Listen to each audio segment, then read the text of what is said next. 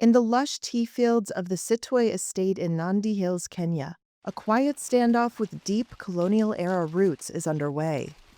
Women like Milka Chapkwoni are back in the fields, picking tea not as workers, but as landowners, they say. We are here by authority of the court. We pick the tea in plain sight during the day and not at night, so that it doesn't seem as though we are stealing. We are the true owners of the farm. More than 100 residents are occupying 350 acres of land they say was gifted to them in 1986 by Eastern Produce Kenya, or EPK. The firm, majority-owned by London-listed Camellia plc, says the gift was for 202 acres. But the local Kimasa's Farmers Collective claims that all 550 acres belong to them. The standoff follows several violent incidents at estates in Kenya, the world's fourth leading tea producer. According to the Kenya Tea Growers Association, or KTGA, these incidents threaten a valuable Kenyan export industry that supports 5 million livelihoods. But several people working on land issues told Reuters the movement reflects a broader frustration with the failure to remedy colonial-era injustices. Behind the rolling green hills are modest homesteads, mud walls, hanging clothes, and children's futures rooted in contested soil. When they took away our tea farms, they settled us in tiny plots where we could barely make ends meet.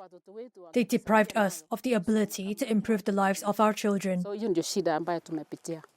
1895 to 1963, British authorities seized vast tracts of land, much of which became tea plantations, according to a 2021 UN report. Kimasa's chairman Daniel Biwott said his grandfather lived on the land before it was seized around 1905.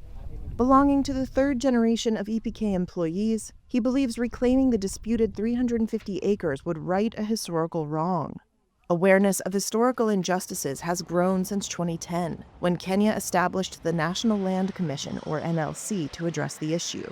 It found in 2019 that all 550 acres belonged to Kimasa's. EPK contested that in court, saying Kimasa's evidence was forged.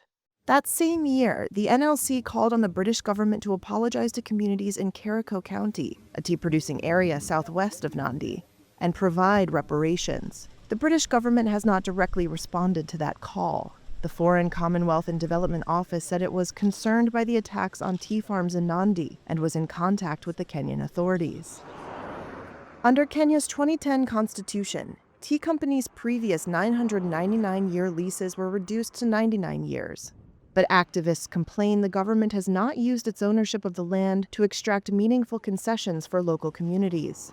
While a former commissioner of the NLC said its effectiveness was undermined by its limited mandate and a, quote, unholy marriage between tea companies and the political elite. The tea companies say they comply with Kenyan law. They accuse some politicians of exploiting historical tensions.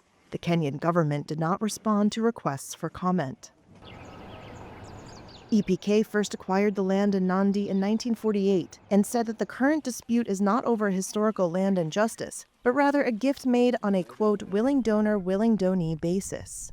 As litigation proceeded, more than 200 people overran the disputed plot in August 2023 and began plucking tea. A court quickly issued an injunction ordering them to leave. Most did, but many returned. In January, EPK said squatters attacked a company car and employees. Peter Goyne is the EPK general manager. So if this is allowed, then such opportunistic situations can arise. It is a dangerous precedent that should be stopped at all costs. The firm said police haven't enforced the injunction, and the public prosecutor's office said any prosecutions risked interfering with the civil case. Neither responded to Reuters' request for comment.